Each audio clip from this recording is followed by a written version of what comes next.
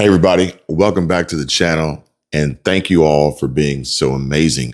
Your support keeps this channel growing, keeps us growing. And I'm extremely grateful to be here with you guys, my family and my friends. Today, we're diving into a ton of fascinating information that I've gathered and collected that I really want to share with you. And I'm excited to break it all down for you guys in a way that's simple and easy to understand.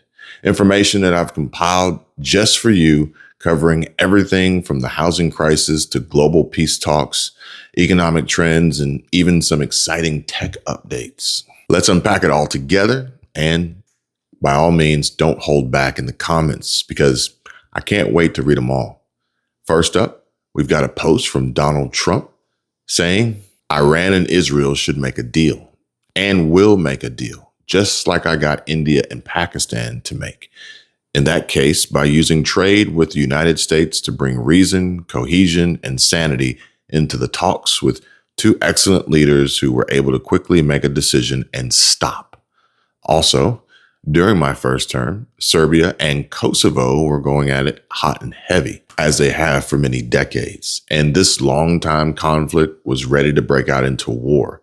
I stopped it.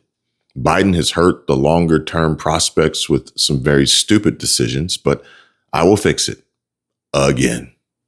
Another case is Egypt and Ethiopia and their fight over a massive dam that's having an effect on the magnificent Nile River. There is peace, at least for now, because of my intervention, and it will stay that way. Likewise, we will have peace soon between Israel and Iran. Many calls and meetings now taking place. I do a lot and never get credit for anything, but that's okay. The people understand. Make the Middle East great again. And correct me if I'm wrong here, folks, but I feel like with most things, we're on the same page here, right? We stand united in hope for peace, rooted in strength. History shows that strategic trade policies like Trump's tariffs can influence nations without bloodshed. We reject the pressure to strike Iran. New wars are not the answer. Let's hold firm for peace, prioritizing diplomacy and economic leverage to prevent conflict. And we must embody President Trump's vision of peace through strength. Next, let's look at California's housing crisis. California is in the midst of a housing affordability crisis, and whether you're renting or buying, the salaries that people once strived for often are no longer enough. In the Bay Area, the low income threshold is $111,700 in Santa Clara and just under $110,000 in San Francisco and San Mateo counties. MoneyWise calls it mind-boggling that some Californians make six figures now qualify for low income housing. As reports reveal, 41% of households there are cost burdened, making it the highest rate in the U.S. The U.S. Department of Housing and Urban Development considers homeowners cost burden if they spend over 30% of their monthly income on housing, including utilities, and severely so if it tops over 50%. And now the annual household income needed to qualify for a mortgage on a mid-tier California home is something like $234,000, more than double the state's 2023 median income of just $96,500. And you've got folks out there saying things like, they love the weather, but it's been very challenging to adapt to the higher cost of living. And now the California dream is simply just to survive. This grim reality applies to many Californians right now, and it's clearly visible that survival isn't just limited to making the rent. Let me know, guys, does any of that hit home for you?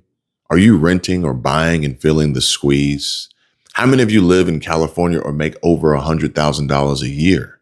To make matters worse, Gavin Newsom and Karen Bass are just adding insult to injury. A Los Angeles resident recorded this, and it's what the mall looks like right now in downtown LA. Every store is boarded up and fortified. This is California right now, and it's only getting worse. This is supposed to be one of the most prestigious, iconic places on earth, but Gavin Newsom and Karen Bass have made it a third world country. Spending over $34 million in taxpayer money to fight President Trump, ICE, DHS, Tom Homan, and Kristi Noem to keep illegal immigrants here and destroying the city and state. But I digress. And I do want to share ways to avoid being cost burdened. For instance, lenders generally require that payments for principal, interest, taxes, and insurance don't exceed 25 to 28% of your gross monthly income. Combined with long-term debt, your total obligations usually should not exceed 33 to 36%. And you can do this math on your own by simply just starting with your take-home pay. Can you build a budget that accounts for your lifestyle, fixed costs, and priorities, then decide what you can comfortably afford in housing costs each month? Factor in not just your mortgage, but utilities, insurance, and maintenance. Make sure you have wiggle room in case rates or costs increase, and be real and ask yourself, are you willing to skip dining out to afford a bigger home? Do you want enough room in your budget to max out your 401k and save for retirement? And what would that kind of planning do for you? Now, author Terry Lane and Investopedia add this, saying there's a lot on the domestic calendar this week, but investors in the world are watching global affairs too. Fighting between Iran and Israel intensified over the weekend, with people dying in both countries and Iran reportedly pulling out of planned talks with the U.S. Recent developments in the Middle East not only heighten concerns about the path forward for commodities and other financial markets, but stability in the region and beyond. However, according to my own findings, Trump says he's going to use U.S. trade as a negotiating tool to attempt to get Iran and Israel to reach an agreement, similar to how he did with India and Pakistan. And there are quite many folks who are desperate to make it seem like Trump wants war, but he doesn't. He wants a deal and peace. Some of these folks are paid influencers posting propagandized rhetoric on TikTok and X. And despite pressure to strike Iran, President Trump is resisting and focusing on diplomacy with calls and meetings underway. But what do you all think? Will we see peace between Israel and Iran soon? Are you hoping for a Middle East that's great again? A friend of mine who lives in Tel Aviv told me today, we will smite the Amalek. Now, I'm not entirely sure what that means, or if I'm even pronouncing it correctly, but some people are desperate to paint Trump as a war hawk, and we know who they are. Lindsey Graham said, if diplomacy is not successful, I would urge President Trump to go all in to make sure that when this operation is over, there's nothing left standing in Iran regarding their nuclear program. And if it means flying with Israel, fly with Israel. And facing immense pressure to strike Iran, President Trump proves he's a force for peace, not war. And I'm pretty sure he doesn't give a shit about what Lindsey Graham or Mike Pence has to say.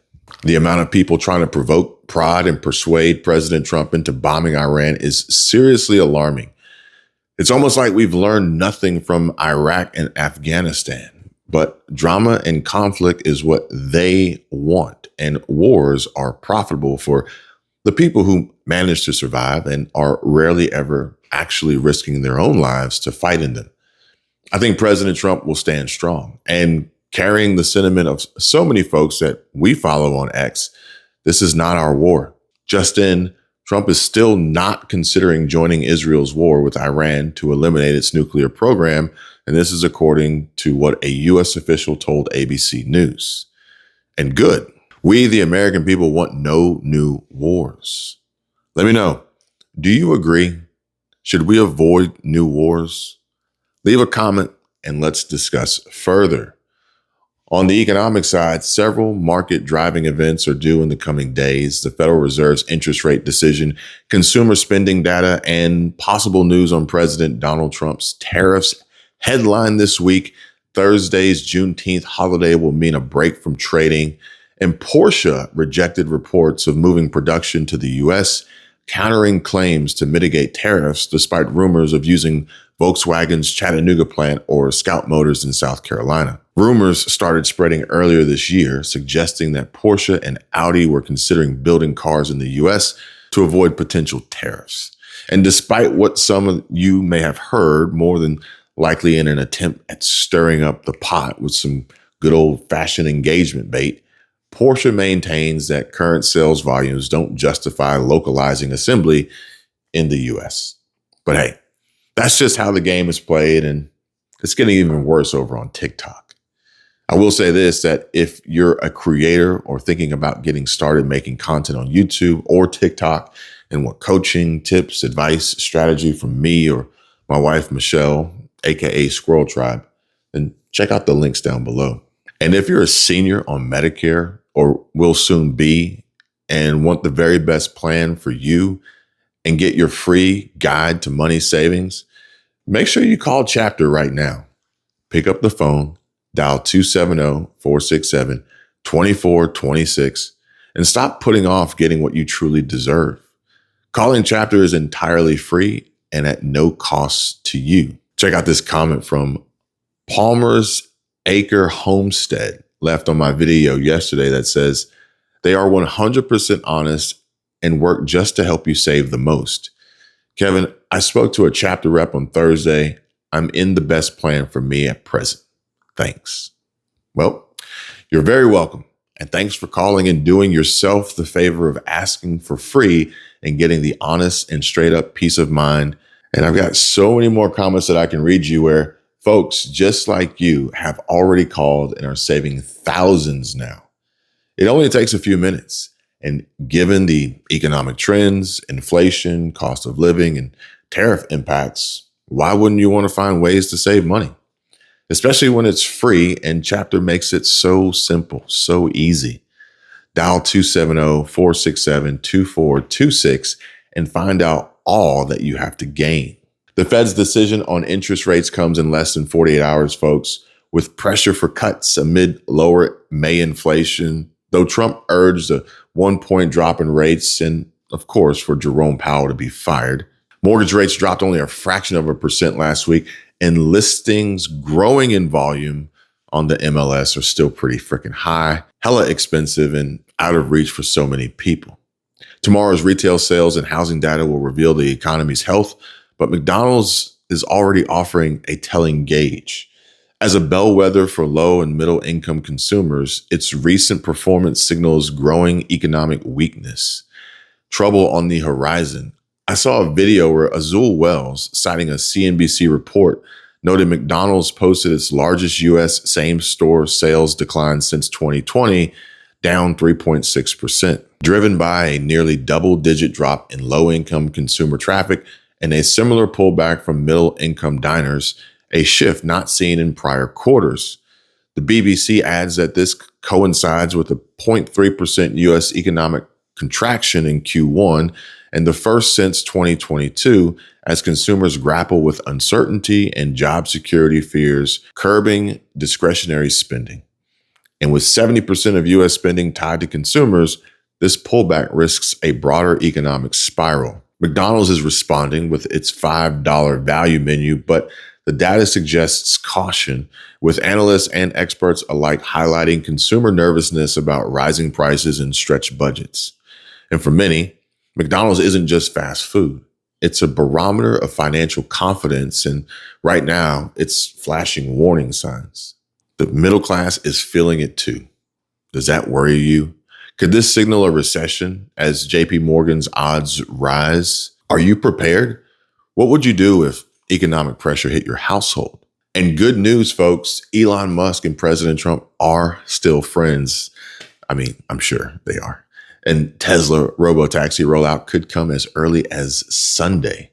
Tesla is teasing a robotaxi rollout in Austin as early as a week from now, banking on AI and self-driving tech.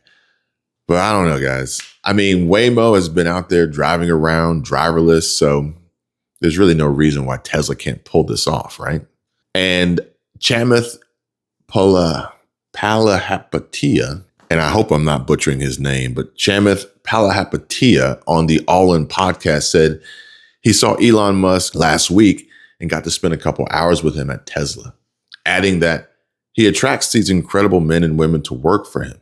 They are inspiring. Sitting in a meeting and hearing what they're doing was amazing. And lastly, saying how he would not be sleeping on this company. Me personally, I'm waiting to see how my TSLA shares look today once the market opens, but Let me know. Would you sleep on this company? That's all for now, folks, and thanks for stopping by. More to come, so stay tuned. Have a wonderful day. God bless and be safe.